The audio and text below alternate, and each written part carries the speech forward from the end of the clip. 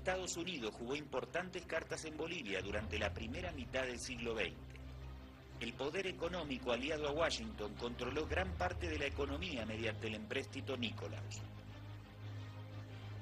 Para dominar las variables del mercado del estaño utilizó a la rosca minera. El magnicidio de Villarroel también contó con apoyo estadounidense.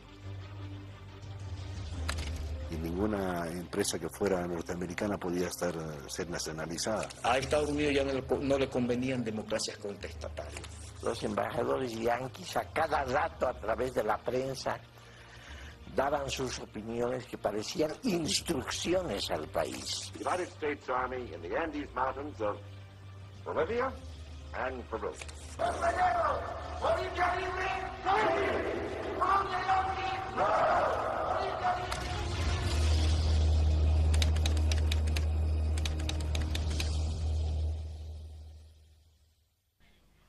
Hola, hola, hola, ¿cómo están todos? La más cordial bienvenida. Esto es Ojo con los Medios. ¿Cómo estás del otro lado? ¿Todo tranquilo? ¿Todo bien? Espero que sí, espero que estés disfrutando de la vida como nosotros de este lado. Aunque siempre algunas angustias profundas tenemos.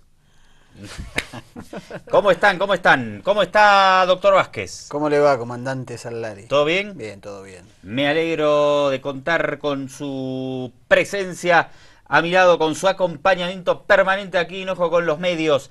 Tenemos un invitado de honor en el programa de hoy, el profesor José Roberto Arce. Profesor, doctor, ¿cómo está? Le damos la más cordial bienvenida. Muchísimas gracias, contento de estar junto a ustedes en esta oportunidad. Muchas gracias por compartir este espacio con nosotros. José Roberto nos ha ayudado muchísimo en la realización de nuestra serie de documentales Invasión USA, historia de la intervención de Estados Unidos en Bolivia, y como estamos presentando también a las 9 de la noche, hoy sale el capítulo 2. Si pudiste ver el 1, lo has visto al profesor José Roberto explicándonos el plan Bohan. Así que queríamos invitarlo para tratar, hoy empezamos con el capítulo 2 a las 9 de la noche, la Revolución Nacional hasta el golpe de René Barrientos Ortuños. Queríamos aprovechar para repasar un poco de esa historia con el profesor, con el doctor José Roberto Arce, y también yo le quiero charlar con él un rato de la Corporación Boliviana de Fomento. Le voy a hacer una consulta en vivo y en directo. Doctor, ¿por dónde quiere arrancar usted? Justamente el capítulo número 2 que esta noche se va a ver y que vamos a charlar con el profesor hoy, habla un poco cómo la Revolución Nacional fue cooptada prácticamente desde un principio por las presiones de la Embajada de Estados Unidos. Sería interesante ver cómo ese hito que fue para Bolivia la Revolución Nacional fue desde un principio manipulada y cooptada por Estados Unidos mediante una serie de artilugios. Me parece que es interesante, digamos, salir de la historia un poco escolar sobre el tema de la Revolución Nacional y meternos un poco en esto que fue poco explorado. ¿Es cierto esto, profesor doctor Arce? En términos generales creo que es cierto, aunque los detalles siempre nos revelan sorpresas, porque el fenómeno de la Revolución Nacional de 1952 tiene, por una parte, contradicciones propias, internas de la misma sociedad boliviana, y segundo, que no fue precisamente un movimiento que haya causado una simpatía muy grande en los círculos conservadores y reaccionarios, no solo de los Estados Unidos, sino de varios países. Pero lo que sí es cierto es que después de una cuarentena diplomática que tuvo que sufrir Bolivia con motivo de su revolución, hubo gestiones diversas para lograr el reconocimiento del gobierno de los Estados Unidos al nuevo régimen. Y se logró este reconocimiento, fue un proceso no sé cuán largo, pero de todos modos lleno de inquietudes y de incidentes, y se logró por fin ese reconocimiento de la Revolución Boliviana, pero quizá, esta es mi opinión, por lo menos que la sostengo en algunos trabajos, al precio de la misma revolución. ¿Por qué cuarentena diplomática sufrió la revolución de abril del 52? Bueno, porque en esa época los Estados Unidos, o el gobierno de los Estados Unidos, tenía por lo general una posición bastante hostil a cualquier movimiento, no solamente de tipo de izquierda, sino inclusive movimientos que pusieran en cuestionamiento el orden de cosas existentes.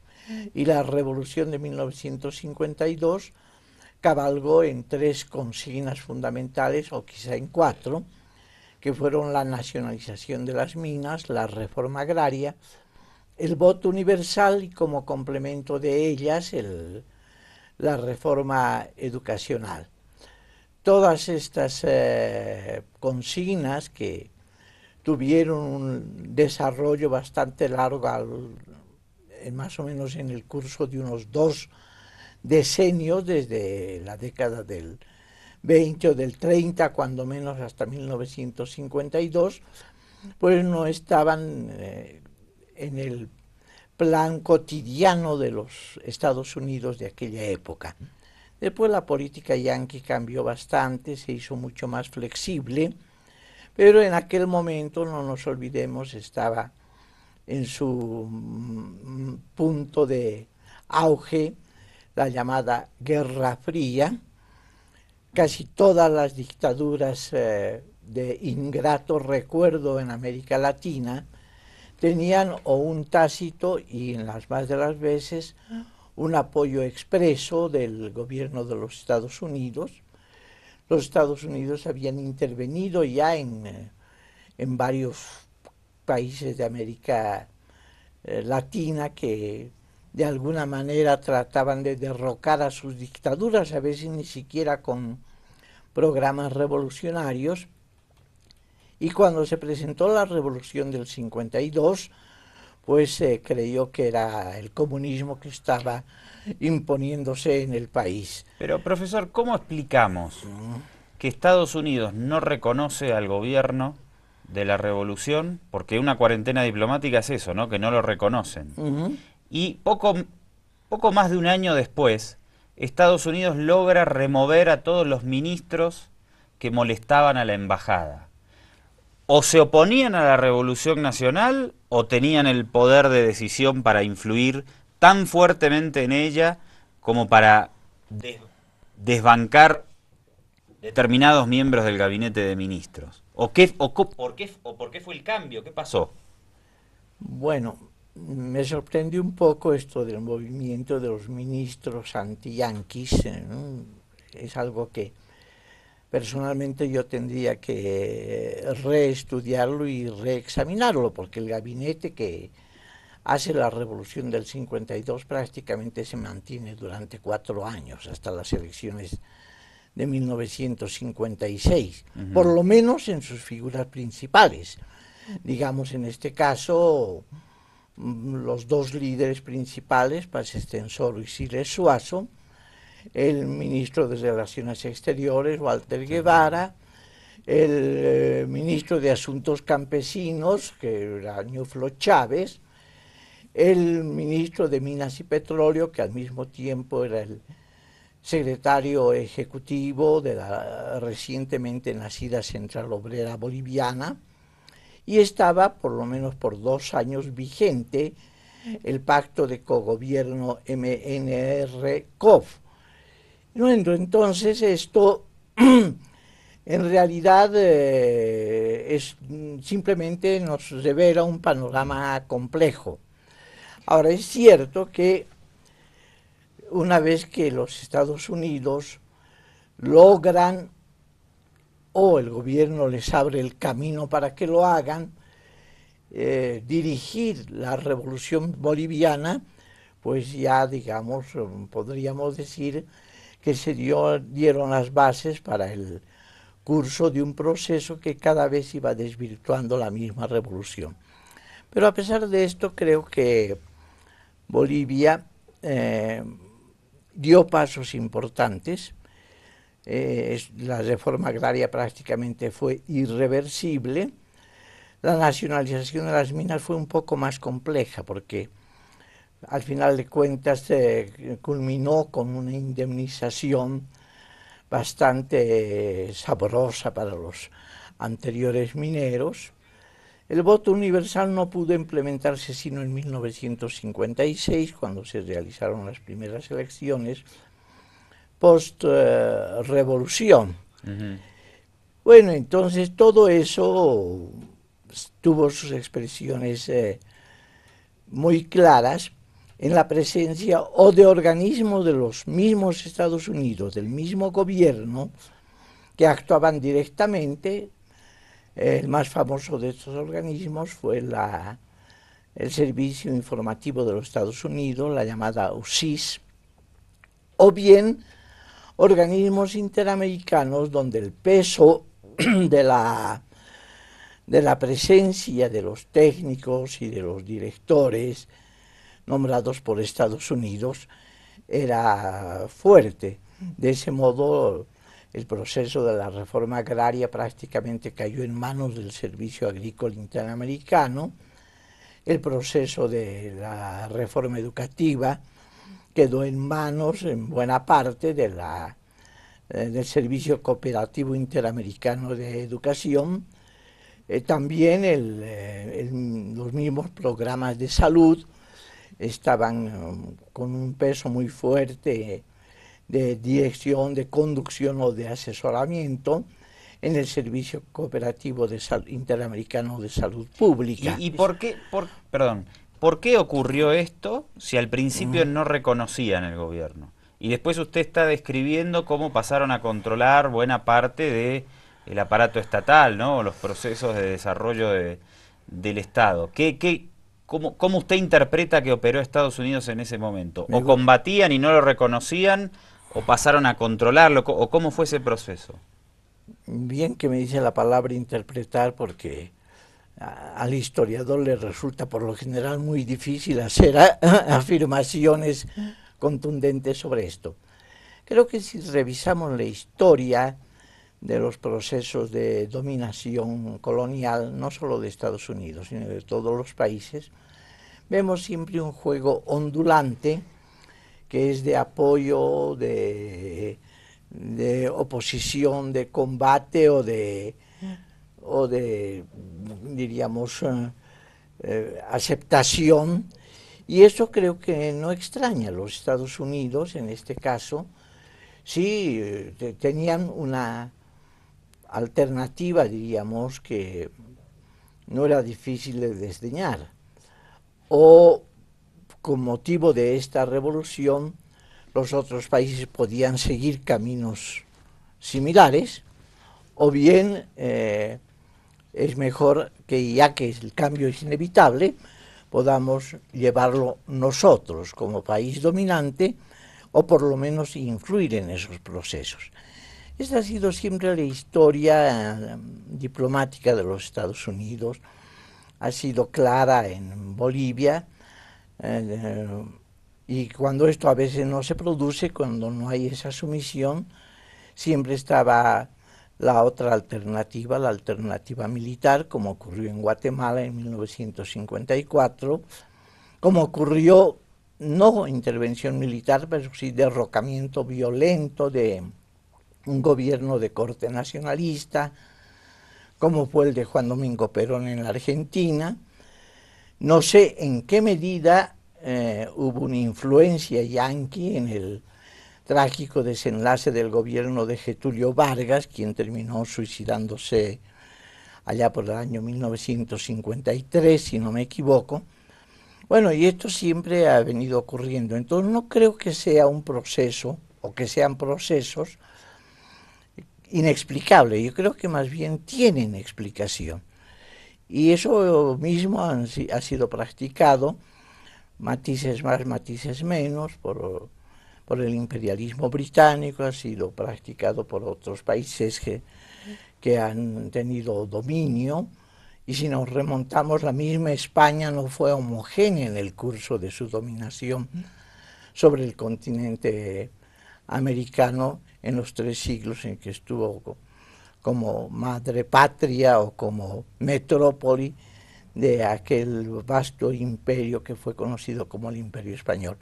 En todo lo que ocurrió con la Revolución del 52 no es extraño, y eso pone más bien de relieve una permanente lucha entre ese asesoramiento técnico o político de los países extranjeros y en especial de los Estados Unidos y los movimientos populares. José Roberto, ya que usted nombró a los españoles, el presidente Evo Morales nos pidió que comencemos a investigar la historia desde el siglo XV. Y la verdad que no sabemos cómo hacer. ¿Usted nos ayudaría? La historia del colonialismo, es complejo, ¿no? Claro, desde el Tratado de Tordesillas de 1494. El reparto imperial, ¿no?, de la época. Creo que hay ya investigaciones interesantes que se han hecho sobre esto. Ciertamente no es mi fuerte, apenas conozco lo necesario para ubicarme dentro de un panorama general de la evolución del dominio colonial en nuestros países. Yo diría que, entre otros libros interesantes sobre estos 3 siglos, podríamos encontrar el de Volodya Teitelbaum sobre el amanecer del capitalismo y la conquista española. Existen varios estudios de autores rusos, en su época se llamaban soviéticos, que estudiaron algunos aspectos particulares de la historia del colonialismo español. Tenemos las obras de Manfred Kosok, un historiador alemán de la entonces República Democrática Alemana, quien tiene varias monografías sobre el virreinato del Río de la Plata. Bueno, o sea que tenemos mucho que se ha estudiado sobre esto, y desde luego lo más importante es que en la historia de los 3 siglos de presencia española en Bolivia y en América son motivo de polémicas bastante apasionadas, que van desde hispanistas fogosos que llegan a decir que las Indias jamás fueron colonias, nunca fueron colonias, hasta algunos que toda la culpa de los males pasados y presentes le echan la culpa a la metrópoli española. Ya tenemos entonces, doctor, por dónde empezar. Tenemos, pero sí, hay vasta bibliografía para empezar por esa temática. Bueno, ¿por dónde seguimos? Volviendo al tema de Revolución Nacional, hubo 3 hitos, digamos, que creo que son destacables. Uno es que la cooperación norteamericana de los Estados Unidos a la Revolución Nacional en ese lapso de 12 años fue inédita en relación a esa misma cooperación a otros países de la región. Representaba una cifra altísima. Hasta se llegó a importar alimentos. Y el tercero es cómo Estados Unidos participó en la reconstrucción y en la profesionalización de las Fuerzas Armadas en Bolivia, luego de esa derrota que fue, digamos, 9, 10 y 11 de abril ante las milicias mineras y populares en el año 52. Un poco que me toma con la guardia baja, ¿no? Porque son temas bastante controversibles, desde luego. Sí. El primero es el primer hito que lo señala, es el de la captura de la revolución, si le he entendido bien, que creo que ya lo hemos explicado en este momento. Pero yo, por ejemplo, lo del ejército, para acotarlo un poquito, deriva, que se le permita, a Estados Unidos profesionalizar al ejército con una doctrina diferente a la boliviana, determina después que incluso el propio vicepresidente de Paz Extensoro en su último periodo, Barrientos Ortuño, diera ese golpe de Estado, él siendo, casi un colaborador, un agente de la CIA. Sí, todos los síntomas llevan a indicar que fue por lo menos un hombre de complacencia de los yanquis, aunque no sé si sumiso, tan sumiso en términos extremos como a veces se lo pinta. En todo caso, hubo una preocupación, eso se puede ver a través de la prensa de aquellos años, desde el 52 hasta el 60, diríamos. Hubo una preocupación importante, no solamente en Bolivia, sino en toda América, de los Estados Unidos, por fortalecer a su modo los aparatos militares. A eso se debió el nacimiento de no pocas, quizá pocas, pero importantes escuelas de educación, de formación de oficiales en diversos campos, ¿no? Y eso no es misterioso, diríamos, ya para los historiadores actuales. En lo que respecta a Bolivia, yo podría recordar, yo era muy pequeño, pero advertía que los dirigentes de los sectores populares bolivianos manifestaban una cierta preocupación por el renacimiento castrense en Bolivia, lo cual no sé en qué medida podía controlarse desde el propio gobierno boliviano, porque si bien la revolución se había hecho, no sé si con un harakiri del ejército, porque prácticamente el ejército abandonó a sus tropas, los jefes abandonaron a sus soldados en los días de 9, 10 y 11 de abril, pero sí quedó desmantelado el ejército y casi de inmediato se intentó formar un brazo armado de la revolución. En este brazo armado pues se avanzó por lo menos en la constitución de milicias populares, especialmente milicias campesinas, en el aspecto de armar a los obreros y algunos otros sectores populares, y esto yo creo que fue también un aspecto de esa lucha de a ver qué damos y qué cedemos dentro de este proceso. Y eso culmina desde luego con el golpe de Barrientos, que no es solo Barrientos, era también Obando y algunos otros que estaban comprometidos en esto.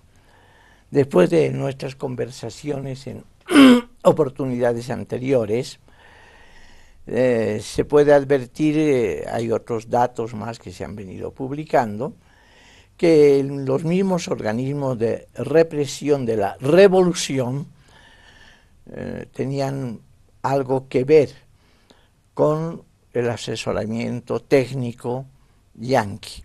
Claudio San Román, el más temido de los represores del gobierno de la Revolución Nacional, prácticamente fue una hechura doble de la CIA y de la FBI.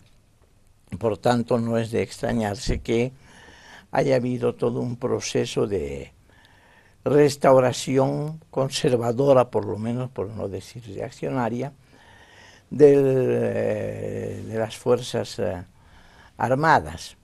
Sin embargo, yo creo que el ejército y las fuerzas armadas que se restablecen después de la Revolución del 52, y más particularmente a partir del año 60, poco más o poco menos, seguramente vacilaban en algunas cosas, porque esta misma gente mantuvo el modelo nacionalista de economía del país. 1. 2. El mismo general Barrientos no se apoyó exclusivamente en las fuerzas militares, sino que él buscó una amplia masa civil que lo apoyara, y a eso vino el llamado Pacto Militar Campesino y el manejo en general de los sindicatos campesinos, una especie de herencia de lo que había hecho el MNR en sus 12 años de gobierno. Profesor. Y tercero, por Perdón. último, con Sí, esto, perdón. El mismo ejército boliviano intenta unas tenues medidas de carácter político, no sé si por influencia o no de sus camaradas peruanos. Estaba entonces Velasco Alvarado como presidente del Perú, pero se intenta realizar algún remozamiento político. Yo creo que el fenómeno en general es muy complejo, y yo creo que también la gente que estaba presente de parte de los Estados Unidos en Bolivia miraba con preocupación y oscilaba entre, bueno, cuánto combatir y cuánto aprovechar, cuánto reencauzar todas estas cosas. Estados Unidos jugó importantes cartas en Bolivia durante la primera mitad del siglo XX. El poder económico aliado a Washington controló gran parte de la economía mediante el empréstito Nicolaus. Para dominar las variables del mercado del estaño utilizó a la rosca minera. Ahí está, parte del material que vamos a ver esta noche. Por ahí estaba la mención a la rosca minera. Me he agarrado el traje acá, después lo solucionamos. Que no se entere nadie de que esto es televisión. Vamos a hablar un poquito del Plan Bojan. En 1941 llega un economista a Bolivia llamado Merwin Bojan para hacer un plan de desarrollo estratégico para el Estado boliviano. Vamos a ver a ver si lo tengo por acá, sí. Cómo lo presentábamos nosotros en el documental. Está el testimonio también de don José Roberto Arce, y luego hacemos algunas valoraciones adicionales a las del documental.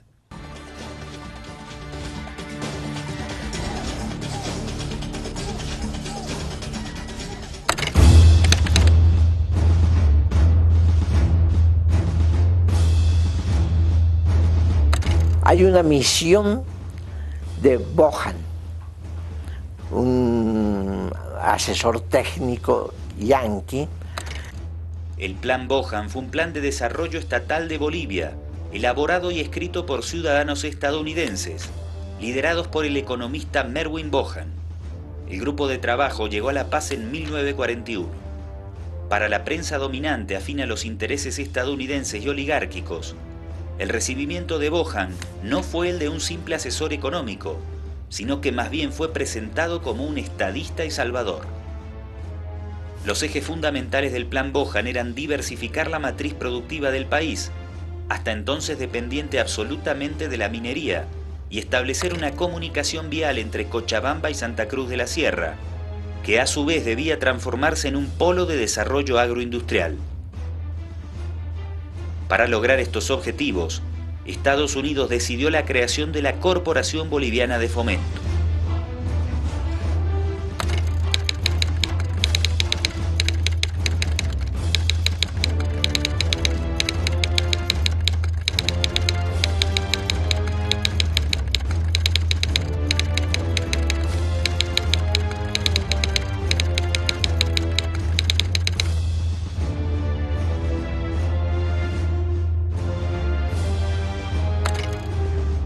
Aunque formalmente era una entidad estatal boliviana, las autoridades del país solo tenían la potestad para elegir a la mitad del directorio de la Corporación de Fomento. Sus proyectos debían contar con la aprobación de personal estadounidense y posteriormente del Export-Import Bank, con sede en Washington. En pocas palabras, la principal dependencia estatal ocupada del desarrollo del país fue en sus inicios financiada y manejada enteramente desde Washington.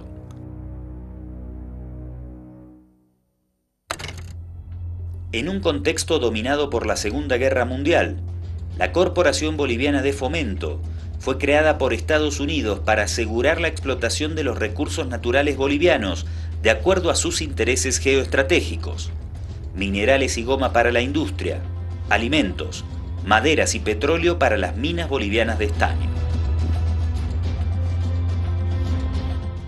Adicionalmente, sirvió para impulsar las políticas de libre mercado dentro del país, incluyendo la promoción de capitales estadounidenses en la explotación petrolera.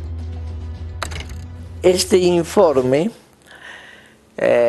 prácticamente fue seguido casi literalmente por todos los gobiernos.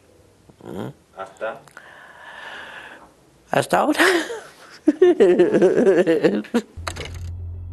Con el paso de los años, la influencia de Washington en el organismo disminuiría fuertemente, lo que concluyó con su disolución mediante el decreto 21060 en 1985.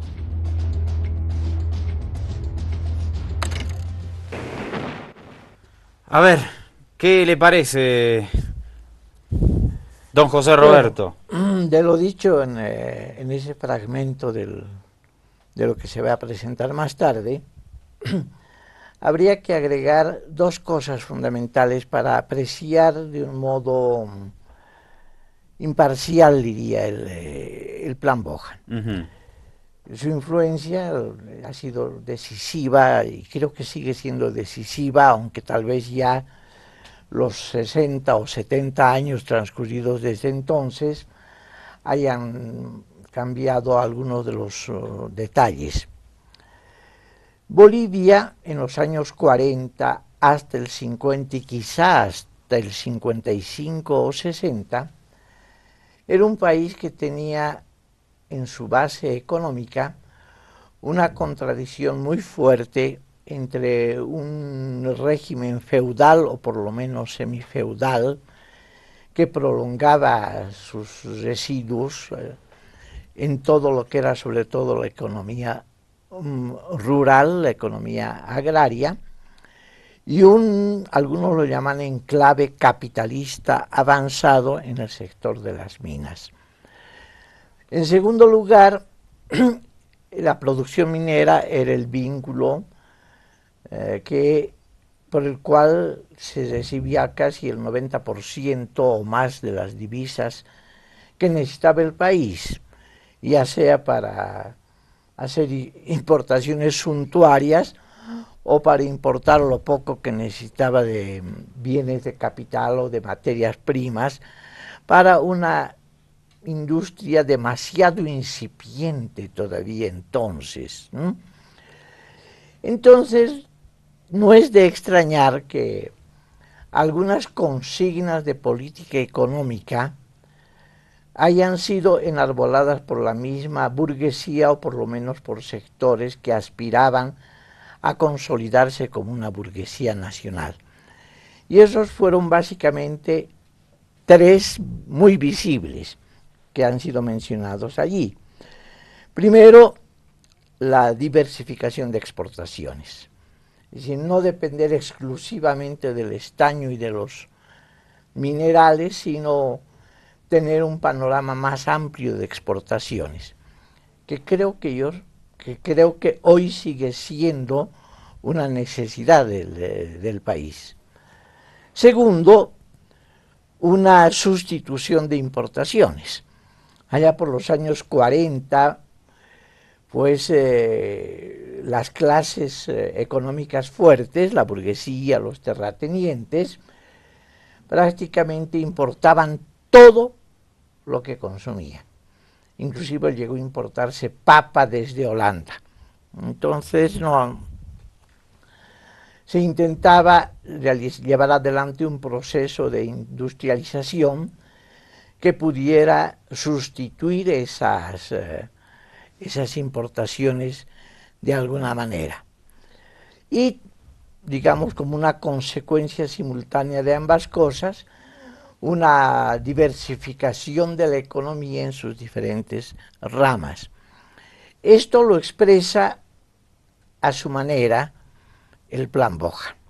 Es por eso que creo que tiene arraigo dentro del país, a pesar de los cambios políticos e ideológicos que se presentaron a lo largo de 20 años más o menos de una presencia muy fuerte de ese plan en Bolivia, hasta 1960, o poco antes, cuando Walter Guevara prepara el plan de desarrollo económico ya de espíritu de la nueva revolución, que curiosamente lo presenta en un memorándum dirigido al Departamento de Estado de los Estados Unidos. O sea, es un plan de la revolución, el plan económico de la revolución boliviana, que tiene un interlocutor muy claro. ¿Por qué se lo escribe al Departamento de Estado? ¿Porque ellos lo iban a financiar? Bueno, en esa época los Estados Unidos tenían un papel muy fuerte dentro del financiamiento y creo que eso no ha sido ni es un misterio en ninguno de los casos, ¿no? Inclusive después de la revolución se hicieron algunos balances de la economía boliviana, uno de ellos fue hecho por un economista estadounidense, Cornelius Zondag, se llama La economía boliviana del 52 al 65, y uno de los capítulos fundamentales es el de la cooperación económica de los Estados Unidos a Bolivia. Bueno, entonces creo que ese aspecto es importante tomarlo en cuenta porque había lo que podríamos llamar convergencia de intereses entre los sectores más o menos radicalizados del movimiento popular y ciertos sectores de la misma burguesía boliviana y quién sabe si de la misma burguesía norteamericana, que veía pues las posibilidades de realizar inversiones distintas a los rubros tradicionales dentro del mismo continente americano. Eso lo planteo por vía de conjetura porque habría que documentar desde luego estas afirmaciones con algunos datos que se han venido presentando. Por lo tanto, el plan Bojan no es un plan revolucionario, pero sí creo que es un plan de carácter progresivo.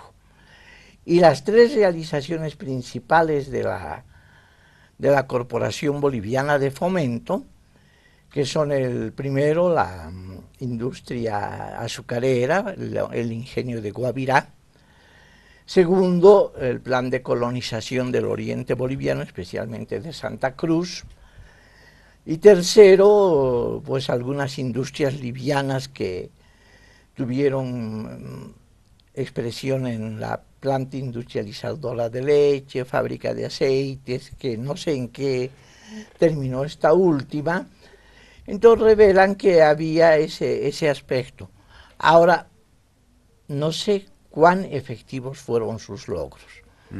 Tal vez sí fue revolucionario para la época de Bolivia, pero ¿por qué lo tenía que hacer un ciudadano estadounidense? Y además, o sea, era revolucionario en el sentido de cambiar la estructura del Estado, pero todo eso lo iba a administrar Estados Unidos, en un inicio. Bueno, en un inicio los Estados Unidos trataban de administrarlo todo, y esa ha sido la lucha permanente entre los diversos sectores de la sociedad boliviana y los representantes del dominio norteamericano. Ha sido una lucha permanente que se presentó desde antes inclusive, ¿no? Desde las épocas del empréstito Nicolaus, que era curioso, cuando se creó, por ejemplo, la Comisión Fiscal Permanente, que era un órgano privado, o no me acuerdo si privado o estatal, pero que manejaba el control de los impuestos. Ese contrato estableció dos cosas fundamentales. Primero, que el empréstito que hacían los banqueros norteamericanos se iba a pagar principalmente con los impuestos bolivianos. Y para garantizar esto, el cuerpo directivo de la Comisión Fiscal Permanente y de la Compañía Recaudadora Nacional era no íntegramente, la mitad era nombrado por los Estados Unidos y la otra mitad la elegía el gobierno boliviano de las ternas propuestas por el otro sector. Se garantizaban entonces garantizaban que eso se pagara, que no hubiera decisiones. Ahora, ¿cuál fue la realidad? No sé si realmente se honraron bien esas deudas, etcétera. No, nunca se pudo terminar. ¿No? De hecho, era tan oneroso, porque eran 29 millones de dólares de la época, que nunca se terminó de poder pagar eso. Bueno, es un dato interesantísimo ese, porque la historia de la deuda externa ha sido también tratada por varios autores, y con muchos de sus matices, porque es uno de los mecanismos de presión, de dominio imperial más grandes que existen, no solamente en Bolivia, sino en cualquier otro país. Bueno, entonces dentro de esto yo creo que aún la gente que maneja los intereses de las relaciones económicas de los Estados Unidos con los otros países presenta matices de actitudes. Y eso pues hay que examinarlo, porque si no vamos a caer en un maniqueísmo en que todo esto es malo y todo lo demás es bueno. Y creo que la realidad no es esa. Como que muchas veces han sido, no sé si funcionarios de estos organismos, pero sí funcionarios del gobierno boliviano quienes llamaban la atención sobre varios aspectos de la relación desigual que había entre las potencias imperialistas y nuestro país. Eso.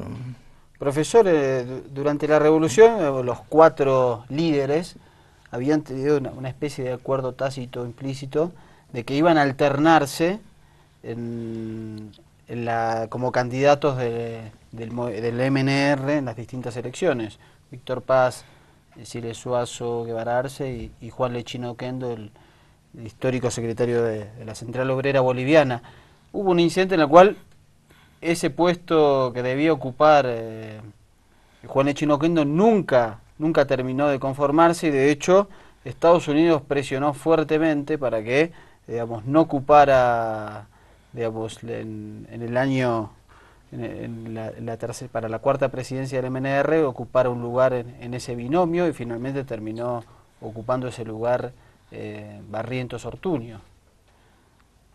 Bueno, el detalle es este: del 52 al 56 el presidente es Paz Estenssoro y el vicepresidente Hernán Siles Suazo. Del 56 al 60 el presidente es Siles Suazo, el vicepresidente electo es Ñuflo de Chávez, o Ñuflo Chávez, no de Chávez, Ñuflo Chávez, quien renuncia a la vicepresidencia. Entonces el doctor Siles maneja su gobierno sin un vicepresidente formal, diríamos. Ahí es cuando se esperaba que el tercer candidato fuera Walter Guevara, el año 1960, pero resultó siendo Víctor Paz Estenssoro. Esa fue la primera división fuerte del MNR. Ante la imagen de mucha gente, Guevara representaba más bien un sector, diríamos, conservador, casi derechista dentro del MNR.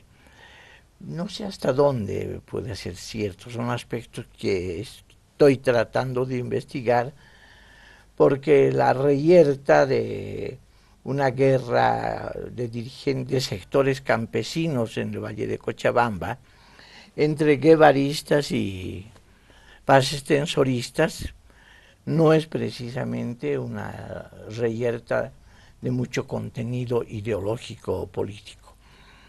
Y en cuanto a Lechín, que bueno, esperaba también ser el presidente, él fue el vicepresidente en el segundo gobierno de Paz Estenssoro a partir de 1960 hasta 1964, pero esperaba ser el presidente en el periodo siguiente. En el periodo siguiente, y no fue así. Entonces se produjo sí la división, la segunda división grande del MNR. Y esa división grande conduce a que haya una lucha de intereses de figuras medianas dentro del MNR por la candidatura vicepresidencial, que matices más, matices menos, los gana el general Barrientos, que tenía mucha popularidad en los sectores del MNR, y bueno, él apenas elegido vicepresidente optó por un camino mejor, dar un golpe de Estado. A los 3 meses, aparte rapidito lo hizo. Agosto, septiembre, octubre, noviembre, 3 meses, sí. Y un poquitito, sí.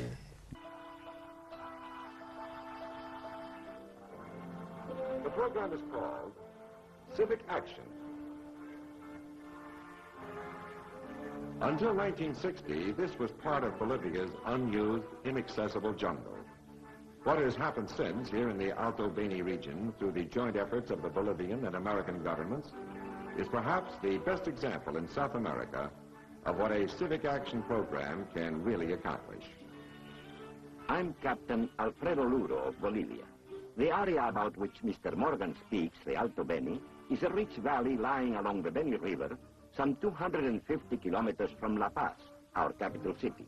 In 1959, some 35,000 acres of this rich land was set aside by our government for colonization by families of the Aymara Indians, a people who for centuries have suffered the privations of life on the harsh altiplano.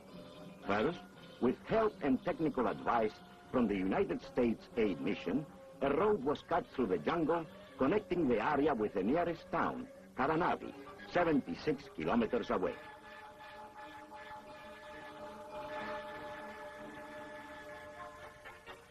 Meanwhile, families were being carefully screened for their suitability to develop the colony. Physical examinations were given, medical attention, and immunization shots were needed.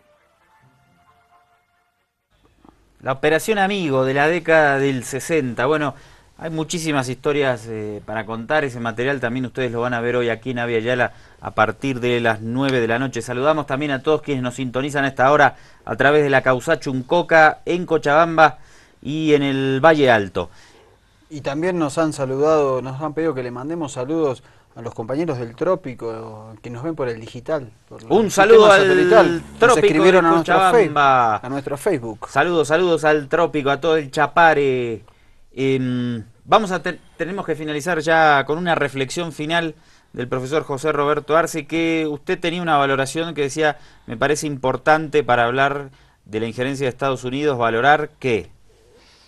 Yo diría que son dos cosas, muy brevemente voy a explicarlas. Primero, que la sociedad de los Estados Unidos no es una sociedad hegemónica, es también una sociedad contradictoria, y que hay fuerzas, quizá no muy grandes, pero hay corrientes progresistas dentro de los mismos Estados Unidos que a veces ven con simpatía y que contagian esa simpatía a algunos quienes vienen a nuestros países. ¿En qué medida actúan con cierta libertad o independencia? Es otro problema que habría que investigar, pero digamos los Estados Unidos han dado importantes analistas de los problemas económicos, políticos de nuestros países, y esos son instrumentos valiosos para el estudio. Segundo es que si bien existe una política ondulante dentro de los Estados Unidos, ha habido gobiernos y hasta etapas grandes que han sido bautizadas con ciertos apelativos interesantes. Por ejemplo, la política del llamado Big Stick, el garrote fuerte, que fue propugnada por el primer presidente Roosevelt, que era una política de que cualquier país que osare enfrentar el dominio yanqui tenía que ser golpeado, tenía que ser... Inicio del siglo XX, ¿no? Sí, siglo XX. Situación que se cambió con el segundo Roosevelt, con Franklin Delano Roosevelt, que más bien habló de una política de buena vecindad. Después retorna otra vez el manejo duro, el apoyo a las dictaduras, la instrumentación de organismos internacionales. No es nada desconocido que la OEA, Organización de los Estados Americanos, es un organismo internacional diseñado principalmente en los Estados Unidos, para los Estados Unidos y en favor de sus propios intereses, sobre todo políticos. Es por eso que la OEA avala, por ejemplo, la invasión de Guatemala en 1954. La OEA toma la decisión del aislamiento diplomático de Cuba después de la Revolución Cubana, y todo eso vuelve a presentarse hasta que viene, digamos, el señor Kennedy, que vuelve a ablandar las líneas.